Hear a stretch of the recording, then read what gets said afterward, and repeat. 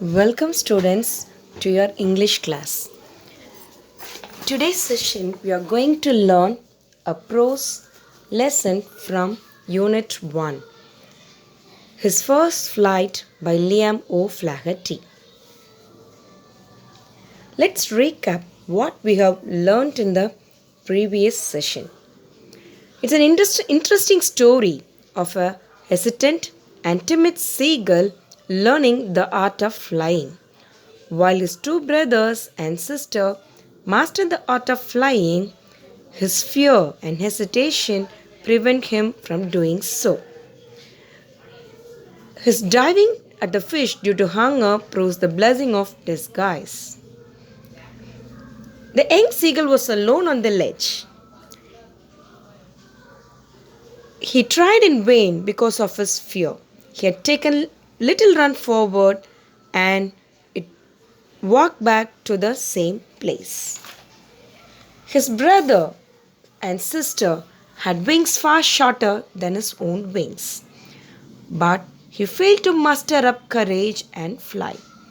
His parents criticized and threatened him to starve at the ledge. However, nothing could make the seagull to fly. We have learned 4 short answers in the previous class. We can recap the 4 questions. Why did the seagull fail to fly? The seagull failed to fly because he was afraid to fly. What did the bird's parents do when the young seagull failed to fly? When the young seagull failed to fly, his parents had come around calling to him shrilly, scolding him, threatening to let him starve on the ledge. What was the first catch of the young seagull's older brother? Herring was the first catch. What did the young seagull manage to find in the search for food on the ledge? The young seagull managed to find the dry pieces of eggshell to eat. Let's continue today's class. He then trotted back and forth from one end of the ledge to the other, his long grey legs stepping daintily, trying to find some means of reaching his parents without having to fly. The young seagull ran at a moderate pace. It walks in with a small step forward and backward in the ledge. Really, it was very tired, tiredly trying to find some means to reach its parents. But on each side of him, the ledge ended in a sheer fall of precipice. Precipice, a very steep side of a mountain, very crooked side of the mountain, precipice. So it was very hard for the young seagull to reach its parents by walking or crossing the mountain. And between him and his parents, there was a deep, wide crack. Between the young seagull and its parents, there was a narrow, deep place, and beneath it was a deep mountain. Sea. The meaning for the word precipice, a very steep side of a mountain. Trot, to run at a moderate speed with short steps. The next paragraph. Surely he could reach them without flying if he could only move northwards along the cliff face. But then, on what could he walk? There was no ledge and he was not a fly. The young seagull wants to reach its parents. It can move only towards the northern side, but it could not walk because the precipice or the mountain, it seems to be very narrow and crooked, and even the young seagull could not fly also to reach its parents. There was no ledge and he was not to fly. No ledge or no place to walk, or it should not fly also. And above him, He could see nothing. The precipice was very narrow, and top of it was farther away than the sea beneath him. Under the cliff, the young seagull can see only the vast sea under it, and the other side, the mountain was very narrow. So the young seagull was not able to move at any area. The next paragraph. He stepped slowly out to the brink of the ledge and standing on one leg with the other leg hidden under his wing. He closed one eye, then the other, and pretended to be falling asleep. The young seagull stood on its one leg and kept another leg under its wing and closed one eye and closed the other eye also, and it pretended, it showed, it acted to its parents as it was very tired, and it wanted to show that it is sleeping. The young seagull was very intelligent to show that it was unable to fly.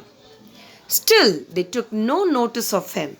He saw his two brothers and his sister lying on the plateau, dozing with their heads sunk into their necks. Opposite to the cliff, the seagull's siblings were sitting, eating sumptuously and taking rest opposite to it. His father was cleaning the feathers. Cleaning. His father was cleaning the feathers. Only his mother was looking at the young seagull. Even the siblings and the father was not willing to see the covered young seagull. But the mother seagull is showing the love by watching the young seagull which was stood on the opposite side of the cliff. Preening, cleaning, plateau, highland. She was standing on a little high hump on the plateau. Hump means a small mountain-like structure. Little high hump on a plateau, on a highland. Her white breast thrust forward now and again. She tore a piece of fish that lay at her feet and then scraped each side of her beak on the rock. The mother seagull was standing on a highland, and it is having a small piece of fish on its feet and scrapped. It is sharpening the beak on the rock as if it is showing to the young seagull that the fish was that much tastier. The sight of the food maddened the young seagull. By seeing the mother eating the fish, it really maddened the young seagull. How he loved to tear food that way, scraping his beak now and again to ret it. Ret means sharpening. The mother seagull is again and again sharpening the beak and eating the fish. It seems to be that the fish was that much tastier. He uttered a low cackle. The young seagull created a cackle sound, screeching sound of the bird. His mother crackled too and looked at him. The mother and the young seagull created the cackle sound. By creating the sound, it's creating the intuition to fly or to eat or to catch the little piece of food. Ret, to sharpen. Cackle, screeching sound of the bird. Scrapped, rubbed the beak. Gah, gah, gah, he cried. The young seagull is crying, begging her to bring him over some food. Gall. She screamed back mockingly, making fun, scornfully or making fun. The mother seagull is also creating a sound, making fun on the young seagull, but he kept calling plaintively, sadly. The young seagull was calling her mother very sadly, and after a minute, he uttered a joyful scream. After a minute, the young seagull is creating a joyful scream because his mother had picked up a piece of fish and was flying across to him with it. The young seagull was happy to see the mother carrying the small piece of fish in its feet, and it is flying very closer to the young seagull. He leaned out eagerly. The young seagull was eager to catch the fish from the mother, tapping the rock with his feet, trying to get nearer to her, and she flew across. When the mother was crossing, the young seagull was very happy, tapping the feet, and it is coming very closer to the rock to catch the fish. But when he was just opposite to him, abreast of the ledge, she halted, her legs hanging low. Even though the mother come very closer, she move away and stand in the closer ledge. Her wings motionless, the piece of fish in her beak almost within reach of his beak. The mother seagull came very closer to the young seagull's beak to create the intuition to fly. We can continue in the next session. The meaning for the word mockingly is scornfully or making fun, uttered, expressed, plaintively, sadly.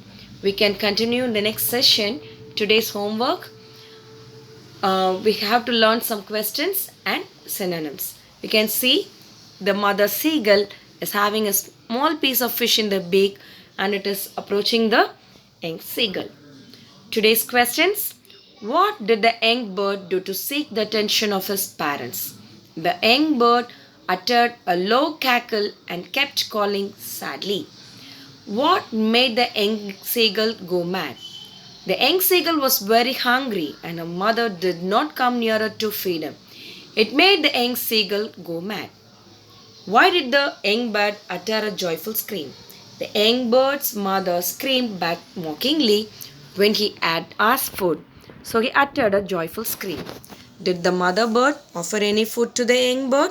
No, the mother did not offer any food to the young bird. Learn and write these 4 questions in your note. And learn these synonyms also as a homework. Gnaw, to bite. Trot, to run at a moderate pace. Precipice, a very steep side of a cliff. Writ, to sharpen. Preening, cleaning. Plaintively, sadly. Swoop, to move very quickly. Beckoning, making a gesture to encourage someone to approach. We can continue the lesson in the next session. I hope that you have understand the lesson. Thank you, students. We shall meet again.